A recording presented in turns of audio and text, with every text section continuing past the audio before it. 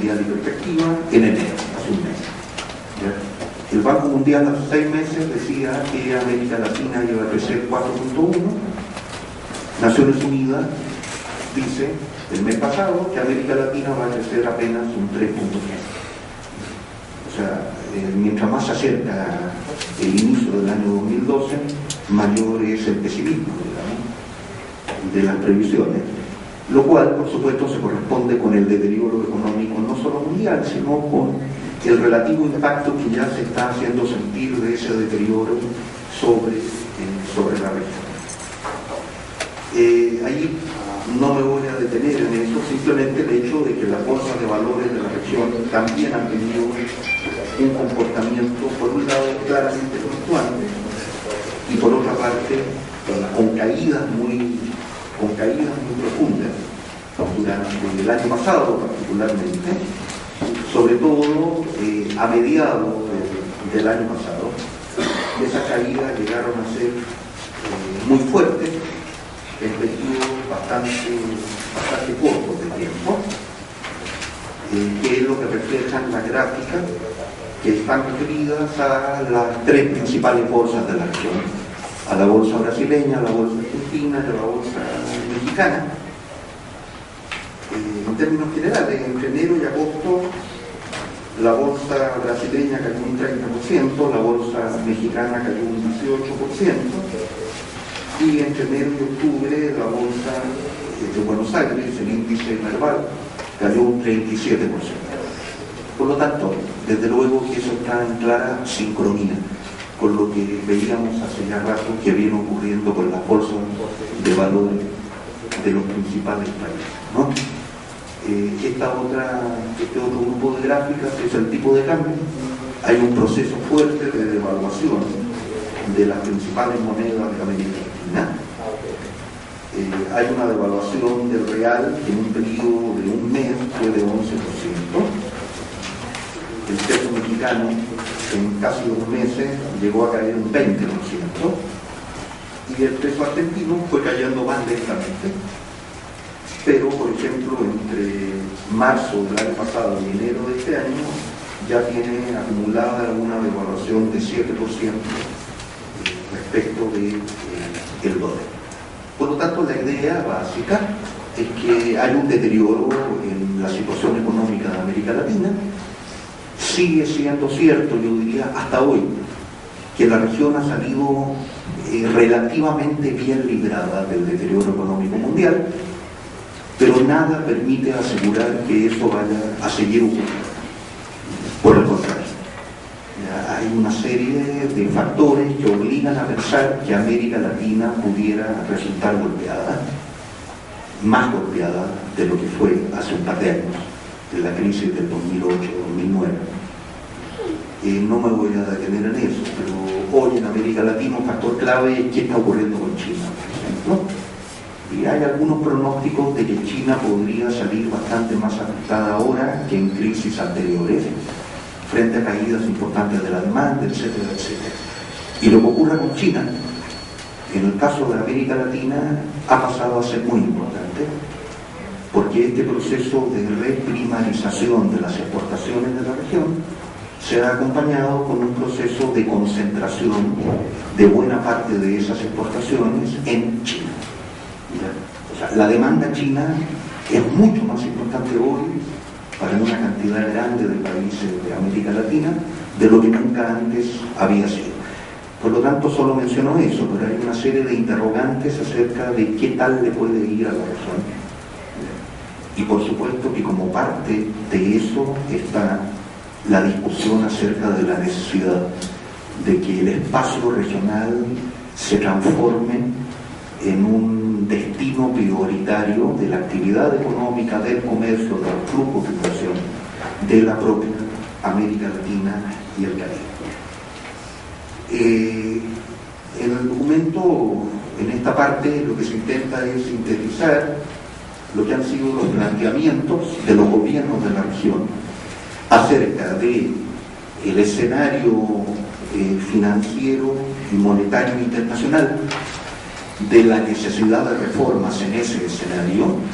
y de la necesidad de avanzar en la construcción de una arquitectura financiera regional. Básicamente la revisión abarca tres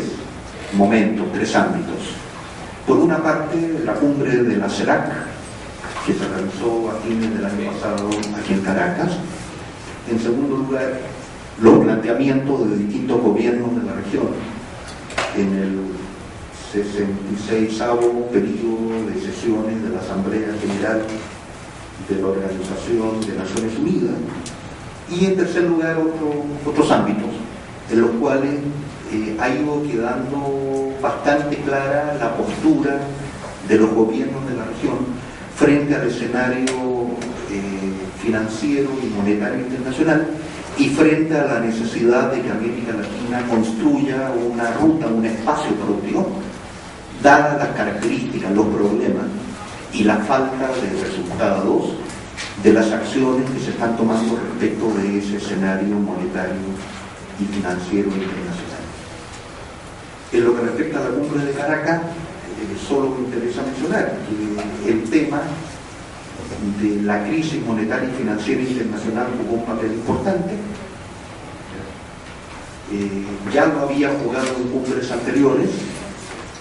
ya en la reunión que se hizo primeramente en Brasil, en la primera cumbre, en la segunda cumbre en México, 2008 Brasil y 2010 México, como paso intermedio en el plan de acción de Montego Bay,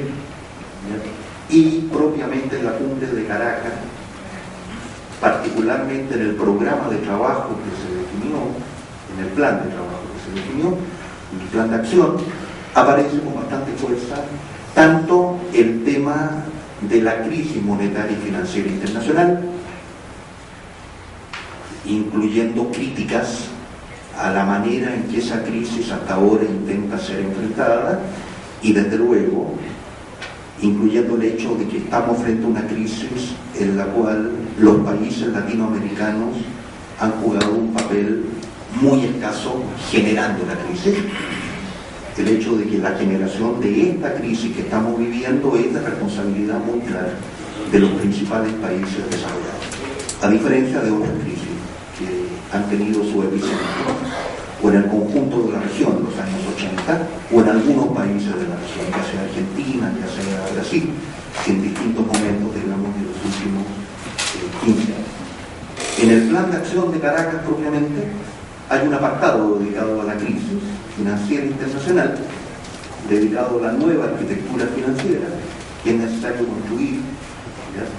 Y hay distintas menciones respecto de la necesidad de reforzar las capacidades internas y regionales frente a la crisis,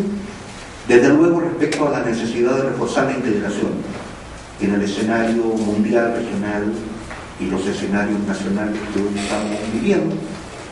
respecto de la necesidad de avanzar en el diseño tanto de una nueva arquitectura financiera internacional como en el rediseño de las instituciones financieras internacionales. Y en el último punto que se refiere a este tema de la crisis financiera internacional, hay una mención, hay una solicitud de que la Comisión Económica para América Latina y el Caribe colabore en la discusión y en la elaboración de análisis y propuestas relacionados con este conjunto de temas, ¿no? Lo mismo ocurre con las intervenciones que tuvieron los mandatarios o sus representantes en el más reciente periodo de sesiones de la Asamblea General de Naciones Unidas. En el texto se recogen algunos aspectos centrales de las exposiciones por parte de Argentina, Bolivia, Brasil, Paraguay, República Dominicana, Perú, Nicaragua, Venezuela y Ecuador, ¿ya? Intervenciones en las cuales hubo referencias muy explícitas tanto en relación a los problemas monetarios y financieros internacionales. Ahí hay algunas citas tomadas de algunos presidentes o de algunos representantes de los gobiernos de América Latina y el Caribe que hicieron uso de la palabra en la Asamblea General. que no se ha profundizado la regulación que es necesaria y que es necesario o es urgente la reformulación de los organismos multilaterales. Eso corresponde a la presidenta de Argentina. Que hay que crear otras instancias financieras, corresponde a un planteamiento del presidente de Bolivia. Que el sistema financiero internacional se ha transformado en una fuente inagotable de inestabilidad, fue uno de los planteamientos de la presidenta de Brasil. Que urge el diseño y la construcción de una nueva arquitectura financiera internacional, fue un planteamiento del presidente de Paraguay. Y lo mismo ocurre con posiciones respecto de la necesidad de una arquitectura financiera regional. Se hizo mención de la creación del Consejo Sudamericano de Economía y Finanzas por parte del presidente de Perú. Se hizo mención, se destacó la creación del Banco del Sur por parte de Bolivia y de Ecuador, respecto de nuevos espacios en la región para una integración distinta, sustentada a la complementariedad, inversiones, comercio justo, etc., por parte de los ministros de Relaciones Exteriores de Nicaragua y Venezuela. La necesidad de avanzar en la concreción de acuerdos monetarios regionales, con una serie de precisiones acerca de en qué deberían consistir esos acuerdos, que fue el planteamiento del embajador permanente de Ecuador ante Naciones Unidas. Por lo tanto, creo que esos dos espacios han sido importantes. Han sido una muestra bastante clara de la preocupación que efectivamente existe en los gobiernos de América Latina y el Caribe respecto de los problemas monetarios y financieros internacionales, respecto de la falta de soluciones profundas frente a esos problemas en el ámbito multilateral y respecto de la necesidad de construir en el ámbito regional una arquitectura monetaria y financiera en buena medida como respuesta a lo mucho de malo que está ocurriendo en ese ámbito a nivel internacional y a lo poco que se está avanzando en la definición de estrategias y de acciones que permitan resolver los problemas presentes en lo monetario y en lo financiero a nivel internacional. Ahí menciono muy rápidamente otros espacios regionales en los cuales también ha habido ese reconocimiento en estos sentidos que he dicho, de los problemas que existen, de lo poco que se solucionan a nivel global y de lo mucho que se necesita avanzar a nivel regional, lo cual ocurrió en dos reuniones de bancos centrales de la región, en la reunión regional que hizo precisamente el Sistema Económico Latinoamericano, que fue en el año 2010, y desde luego en la reunión de ministros de Economía y presidentes de bancos centrales de UNASUR. Alguna referencia se hacía en la inauguración a esa reunión, en la cual se conformó un grupo de trabajo sobre integración financiera, el que se subdividió en 3 grupos. Cada uno de esos 3 grupos ya está entregando propuestas acerca de distintos ámbitos que tienen que ver con la integración financiera, incluyendo, por cierto, el objetivo de incrementar las relaciones comerciales entre los países de la región. El tercer punto es qué viene ocurriendo con los mecanismos de cooperación monetaria y financiera en la región. En el texto esto está dividido en 2 apartados. Primero, qué viene sucediendo con aquellos mecanismos que son de larga data. Tenemos mecanismos de cooperación monetaria y financiera que tienen 4 o 5 décadas funcionando. ¿Qué viene ocurriendo con ellos? En particular, con el Banco Interamericano de Desarrollo, la Corporación Andina de Fomento, el FLAC, el Fondo Latinoamericano de Reserva, y el Convenio de Pagos y Créditos Recíprocos de la GADI.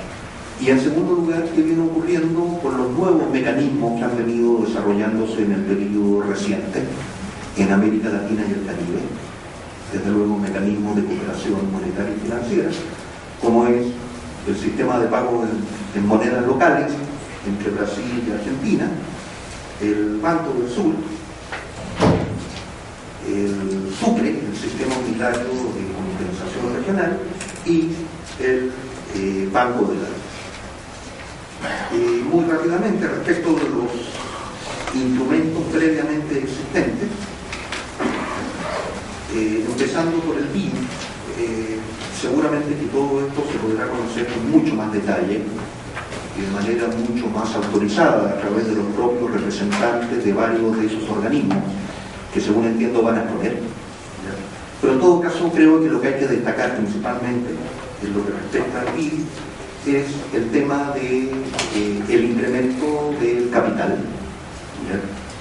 que ha sido todo un proceso dentro del BID que ha llevado más o menos unos 2 años desde que se lanzó inicialmente la idea, digamos, la propuesta por parte de la Asamblea de Gobernadores del Banco. Es el 9º y con mucho es el más importante incremento de capital que ha tenido el BID, que le implica pasar de 100.000 a 170.000 millones de dólares de capital ordinario. En ese cuadro se describe muy rápido, de manera muy sintética, dónde están los aportes, cómo se distribuyen los aportes, tanto antes del incremento como propiamente el incremento y la situación resultante después de ese incremento. Además de esto, desde luego, el BID ha tenido también un incremento relativamente importante de los préstamos otorgados año con año. Eso ha ocurrido no solo con el BID, eso ha ocurrido en general en América Latina. Todos los mecanismos que de alguna manera tienen que ver con préstamos han tenido, por supuesto, que reaccionar frente al escenario de crisis, tratando de multiplicar su capacidad para otorgar a la región mayores volúmenes de financiamiento en un escenario que obviamente es de reducción de ese financiamiento procedente ya sea de la banca privada o incluso de los organismos financieros internacionales a nivel global. Entonces, bueno, ha habido incrementos importantes en las operaciones del BID, pero desde luego que lo que ha tomado mayor fuerza ha sido toda la discusión acerca del incremento del capital del banco. En segundo lugar, la Corporación Andina de Fomento, Banco de Desarrollo de América Latina. Ahí aparece solamente un cuadro síntesis que deja de manifiesto que en el caso de la CAF también ha habido un esfuerzo por incrementar su volumen de operaciones, su volumen de préstamos como reacción a la situación de crisis presente a nivel mundial, y por lo tanto creando condiciones para que los países que reciben esos créditos tengan una suerte de colchón con el cual hacer frente a esa situación de crisis global.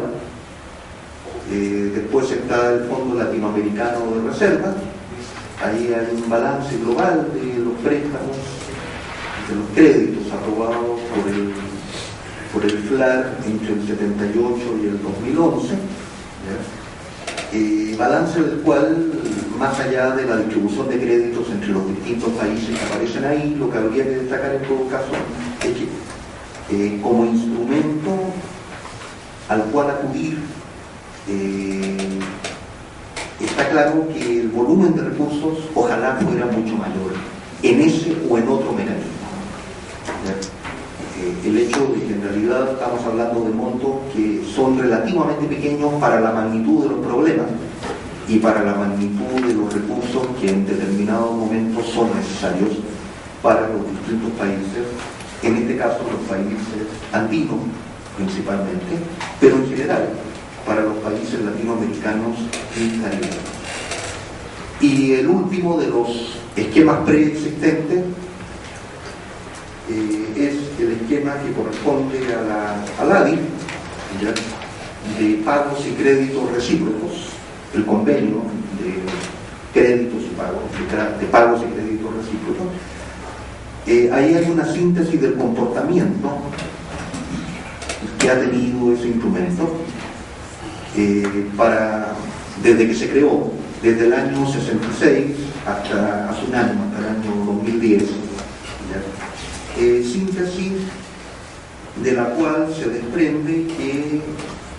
ese instrumento, el convenio de pagos y créditos, recíproco, ha tenido un comportamiento claramente fluctuante. En esto no me voy a detener mayormente, porque es relativamente conocido. El hecho de que ha habido periodos en los cuales, por una parte, el convenio ha tenido un muy alto nivel de uso entre los países de la región. Hubo momentos en los cuales el 90 y algo, 91% del total de las importaciones entre los países al ADI se hacían utilizando el convenio. Y ese 91%, por supuesto, que aparece siendo muy elevado, estoy hablando de estas partes de aquí, si se lo compara con la situación actual. Por lo tanto, ha habido una caída muy importante, tanto en el porcentaje de operaciones que se canalizan a través del convenio, porcentaje respecto del total de lo que comercian los países miembros, como también ha habido una disminución importante en el ahorro de divisas que implica el canalizar operaciones a través del convenio. Ambas caídas, ambos componentes de la gráfica dan cuenta de esa situación, que por supuesto es una situación que la propia ALADI ha venido discutiendo desde hace ya algún tiempo. Es una discusión que no se ha agotado para nada. Hasta donde entiendo, no hay todavía un balance, un diagnóstico preciso acerca de qué explica esos problemas del funcionamiento del convenio. Pero en todo caso ha sido objeto de discusión. Tiene que ver en buena medida, según parece, con el hecho de que los compromisos que asumen los países, digamos, son compromisos que asumen los bancos centrales. O sea, el Banco Central se hace garante del pago de las promesas que se generan a través del comercio entre los países, y eso parece ser que ha sido un freno. Lo cual también está vinculado con el mayor nivel de autonomía con que funcionan ahora los bancos centrales y por lo tanto con el menor vínculo que existe entre las políticas económicas y las políticas de banca central. En todo caso, es una discusión que no está para nada agotada y que se vuelve muy importante. Se vuelve muy importante porque no cabe duda que el convenio de créditos y pagos recíprocos de la ALADI es un referente que habría que tener en cuenta cuando se habla de la nueva arquitectura financiera regional en América Latina y el Caribe. Y tanto es así que tanto en la declaración de Cancún como posteriormente en la declaración de Caracas se hace referencia explícita a asumir la discusión acerca del funcionamiento del convenio de pagos y créditos recíprocos y asumir la experiencia ahí acumulada a la hora de definir esta nueva arquitectura financiera regional para América Latina y el Caribe. Entonces, bueno, estos son los que pudiéramos considerar como elementos preexistentes, como mecanismos preexistentes de cooperación monetaria y financiera, y después vienen los nuevos mecanismos, ¿ya? El sistema de monedas locales, sistema de pagos monedas locales entre Brasil y Argentina. Ahí está lo básico del comportamiento de ese sistema, comportamiento que indica un crecimiento relativamente importante de las operaciones, del número de operaciones que se realizan entre ambos países y del monto de las operaciones, si bien indica desniveles muy significativos, en mucho más en número y en volumen de recursos, lo que se mueve como resultado de exportaciones de Brasil a Argentina, que es lo que se mueve como resultado de importaciones de Brasil desde Argentina. Allí hay desbalances que también habría que revisar y que a lo mejor van a salir a reducir en alguna de las exposiciones que va a haber en este par de días. El otro elemento nuevo es el Banco del Sur. El otro componente de estos intentos de crear una arquitectura financiera regional en el periodo reciente Ahí lo destacable es que parece que ya hubiera condiciones para echar a andar el Banco del Sur. Es evidente que hubo retrasos. Lo que se esperaba que durara 2 meses, que era el periodo de tiempo entre el convenio constitutivo y el acta fundacional, más bien entre el acta y el convenio. Lo que se esperaba que fueran 2 meses, en realidad fueron 21 meses. Pero a fines del año pasado ya se crearon los mínimos necesarios establecidos en el propio convenio constitutivo para echar a andar el Banco del Sur, mínimos en términos de número de países y mínimos en términos de porcentaje del total del capital que tiene que estar representado por los países que ya aprueban al Banco del Sur en sus respectivos aparatos legislativos.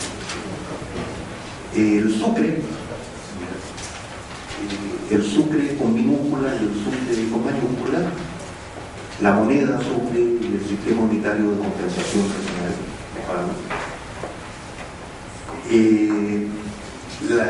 Lo que se recoge en el documento es el periodo notoriamente corto de tiempo en el cual ya se logró echar a andar el Sucre,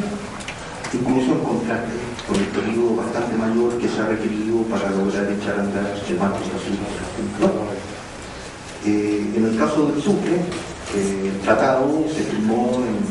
octubre del 2009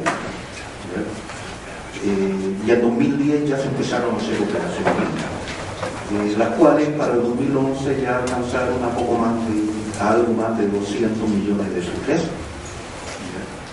Por lo tanto, es un balance que, si bien incluye a una parte muy pequeña del total del comercio entre los países que participan en el Sucre, y eso hay que tenerlo presente, sí implica un crecimiento relativamente rápido en ese volumen de operaciones, y sobre todo un crecimiento rápido entre el momento de puesta en marcha realmente del Sucre y el momento en el cual se definió que se iba a intentar crear tanto la moneda como el sistema unitario de compensación. Y el ALBA, el Banco del ALBA, el llamado BALBA, que también está en funcionamiento, yo diría con volúmenes de recursos hasta ahora relativamente escasos, pequeños más que escasos. No es un gran banco, pero sí es significativo este anuncio reciente hecho en la última cumbre del ALBA, no solo de incrementar los recursos del Banco del ALBA, sino de echar a andar el llamado ECOBAL, la economía del ALBA. Creo que se avecina un nuevo esfuerzo por darle mayor dinamismo a la Alianza Bolivariana, y en particular hay anuncios muy concretos de que se incrementarían los recursos disponibles para el Banco del ALBA. Se va a mejorar la institucionalidad del banco, la arquitectura institucional del banco, y se va a asegurar su papel como espacio de reserva y con una adecuada capitalización del banco. El anuncio que se hizo por parte del presidente de Venezuela fue de un 1% de las reservas internacionales de los países miembros del Banco del ALBA que se destinarían al banco, que en el caso de Venezuela significan aproximadamente 300 millones de dólares. Finalmente, el documento acaba con un apartado relativamente breve de propuestas, de elementos prioritarios. Elementos prioritarios para el avance hacia una arquitectura monetaria y financiera regional. Creo que, si bien esa parte del documento no tiene apartados, creo que lo que se plantea básicamente se puede resumir en los 3 puntos que aparecen ahí. Es decir, por una parte, la necesidad de tener presente que el tema de la arquitectura financiera y monetaria regional y el tema del seguimiento de la crisis mundial y del seguimiento de las discusiones y acuerdos referidos al orden monetario y financiero internacional es un tema que ya ha venido siendo trabajado en documentos de la Secretaría Permanente del CELAC, y por lo tanto en este documento lo que se hace es retomar lo que se ha trabajado previamente. Hay un documento de abril de 2010 que estuvo referido a este tema, al tema de la reforma de la arquitectura financiera internacional, una visión latinoamericana y caribeña se llamó ese documento, y está el documento de octubre y septiembre del año pasado, del cual este que ustedes tienen en sus manos constituye una actualización. Por lo tanto, la idea básica que recorre esta última parte del documento es que el desenvolvimiento reciente de la economía mundial, de los problemas monetarios y financieros y de los ámbitos en los cuales esos problemas supuestamente están siendo enfrentados, el desenvolvimiento de todo eso permite argumentar la validez, y no solo la validez, la necesidad reiterada de avanzar en el ámbito latinoamericano y caribeño hacia una arquitectura monetaria y financiera regional. O sea, todo lo que ha ocurrido desde la elaboración del primero de esos documentos hace 2 años, todo lo que ha ocurrido en este periodo confirma la necesidad de avanzar a nivel regional para enfrentar problemas que no están siendo enfrentados a nivel global.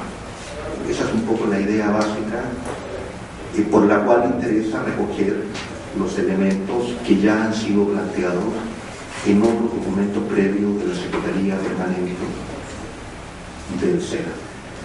En particular, elementos que se desprenden del actual escenario internacional y que empujan muy claramente a redoblar los esfuerzos por crear un espacio monetario y financiero regional.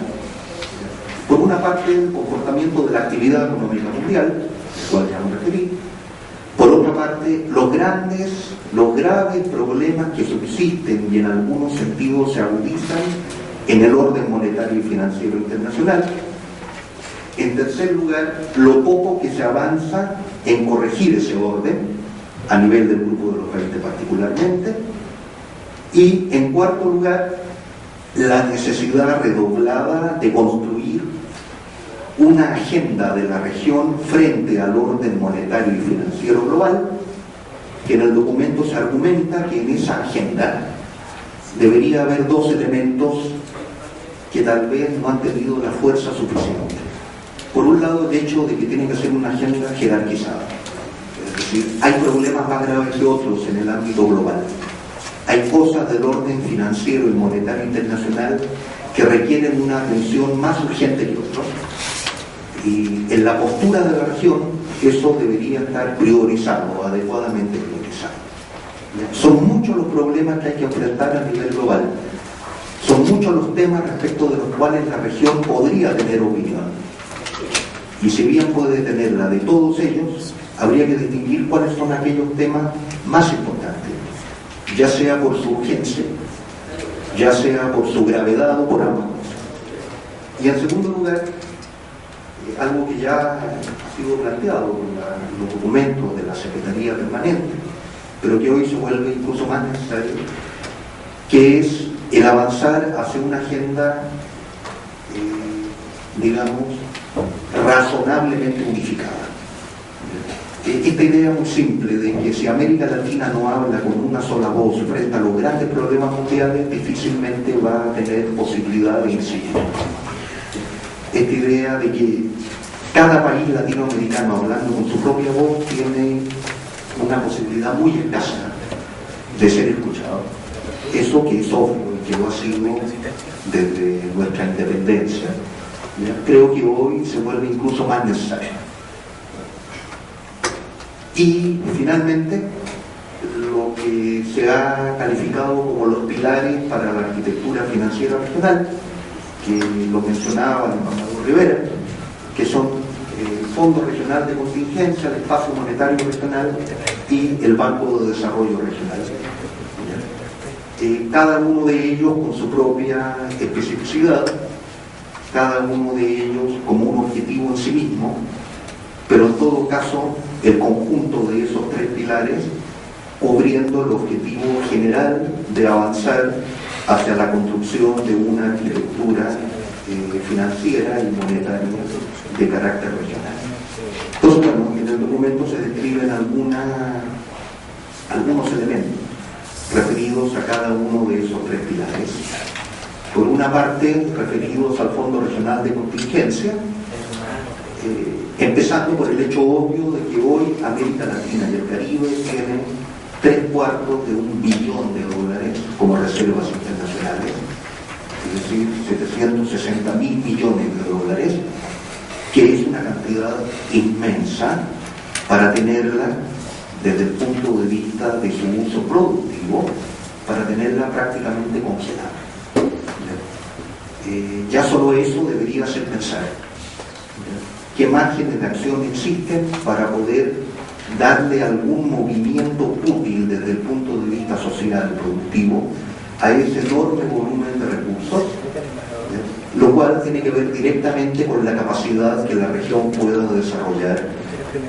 para tener un fondo que le permita hacer frente a la inestabilidad y a los problemas monetarios y financieros, a las fugas masivas de capitales, a los ataques especulativos, etcétera, etcétera. Por lo tanto, yo diría que en ese enorme mundo de recursos ociosos desde el punto de vista de las necesidades nacionales, es donde está el principal argumento que obliga a pensar en la creación de un fondo de contingencia, teniendo presente que si ese volumen de recursos es tan grande, es por la enormidad de los desequilibrios que se generan y por la enormidad de los montos que hay que tener a mano para poder cubrirse de esos desequilibrios. En un escenario distinto, ya no digamos a nivel global, pero sí en un escenario distinto a nivel regional respecto de que exista una construcción monetaria y financiera, seguramente que parte importante de este tipo de recursos podrían destinarse a otros fines socialmente mucho más útiles. A eso se agrega, por supuesto, que el tener un fondo regional de contingencia, así como el tener un banco de desarrollo regional, permitiría un muy necesario mayor nivel de autonomía respecto de las instituciones financieras internacionales. Creo que todo apunta a la necesidad de depender lo menos posible de esas instituciones. Creo que hay una larga experiencia en América Latina de lo costoso que ha resultado, no en términos económicos, en términos políticos, sociales, el depender de esas instituciones, el tener que atender al pie de la letra lo que ellas definen como lo que debe ser el comportamiento de nuestros países, en lo económico, en políticas, en recursos, etc. Creo que ese costo lo están pagando hoy algunos países europeos, y que si se crearan las condiciones en América Latina para disminuir al mínimo ese grado de dependencia respecto de las instituciones financieras internacionales, la región ganaría un enorme grado de autonomía que hoy en alguna medida no tiene o se ha visto sustancialmente disminuido, desde luego desde los años 80 en adelante. Estoy recordando la experiencia, la muy mala experiencia de los años 80, con los programas de ajuste y el carácter obligatorio que ellos en alguna medida pasaron a tener para los gobiernos de la región. En segundo lugar, el espacio monetario regional. Entiendo que va a haber una exposición de Pedro Páez respecto del Sucre, pero en todo caso la idea básica que se recoge en el documento, como en documentos anteriores, es que debería haber un avance importante para crear un espacio monetario a nivel regional. Un espacio monetario en las distintas etapas y con los distintos objetivos que ello pudiera implicar. Desde objetivos relativamente básicos, mecanismos de compensación de pagos que funcionen de manera mucho más permanente, con volúmenes mucho mayores, etcétera, etcétera. Retomar la experiencia de la LADI, el convenio de pagos y créditos recíprocos, ver cómo se puede potenciar ese tipo de experiencia, pensar en aplicarla a nivel del conjunto de los países de América Latina y el Caribe, desde esos mecanismos básicos, pasando por mecanismos en los cuales las compensaciones se hagan en moneda local, que sería la experiencia que hoy están desarrollando entre Brasil y Argentina, con el pago en moneda local, pasando por una moneda común, que es la experiencia que hoy ya está en desarrollo por parte del SUCRE, hasta llegar a niveles más ambiciosos que pudieran aparecer en el horizonte, en la medida en que efectivamente se pueda ir avanzando en esta trayectoria que tendría estos pasos iniciales, digamos, estos pasos básicos. La idea, por supuesto, por encima de todo, es lograr mayores niveles de autonomía respecto del dólar. Que lo más que se pueda, el funcionamiento económico de los países de la región, y en particular el funcionamiento de sus relaciones económicas internacionales, no dependa en el grado que hoy depende de una moneda cuya capacidad de generar inestabilidad, la verdad que ha sido archidemostrada desde hace ya 4 décadas, digamos, desde la ruptura de Bretton Woods en adelante. Y el último componente es el Banco de Desarrollo Regional.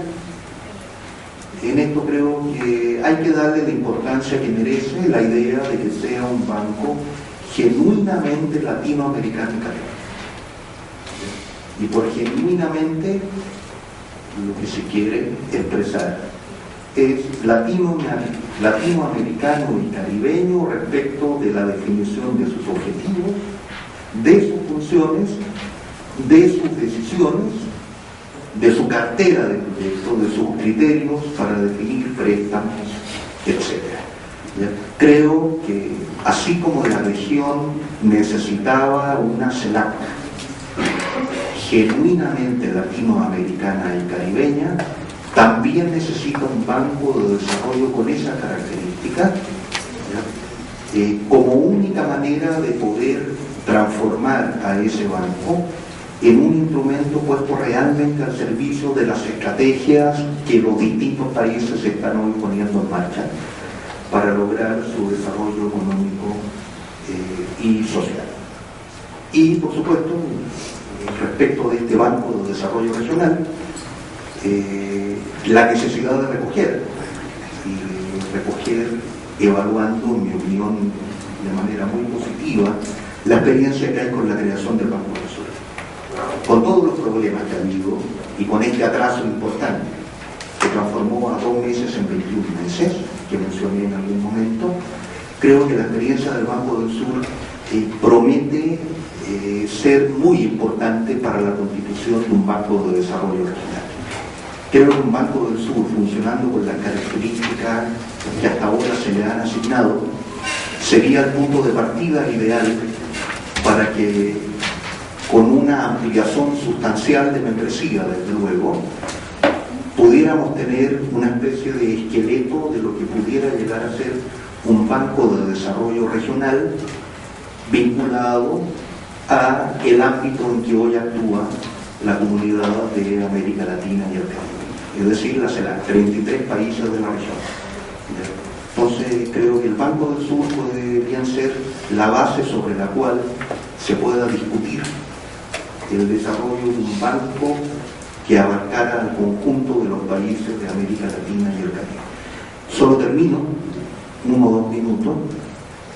destacando que más allá de la discusión de carácter propiamente técnico que pudiera ser pertinente respecto de esta nueva arquitectura financiera o financiera y monetaria en América Latina y el Caribe, lo que hay por detrás de eso, lo que hay como elemento base para que esa discusión tenga sentido, es la decisión política, la decisión política de avanzar en esta dirección, la decisión política de avanzar en una construcción regional ante un escenario global en que se avanza poco, y ante un escenario global en que los problemas se multiplican, ¿ya? Y esa decisión política tiene que ser resultado de un reconocimiento explícito de que estamos ante un grupo de países, ante un grupo de gobiernos, ante un grupo de estrategias de desarrollo, de estrategias de inserción, que es notoriamente diverso. Eso también se mencionó en la inauguración. El hecho de que lo que está en juego en definitiva es la posibilidad de, a pesar de la obvia diversidad que hoy existe en América Latina, poder identificar un conjunto de objetivos, un conjunto de acciones que permitan construir algo cuya necesidad se ha ido volviendo cada vez más evidente, como es esta arquitectura monetaria y financiera regional. Gracias.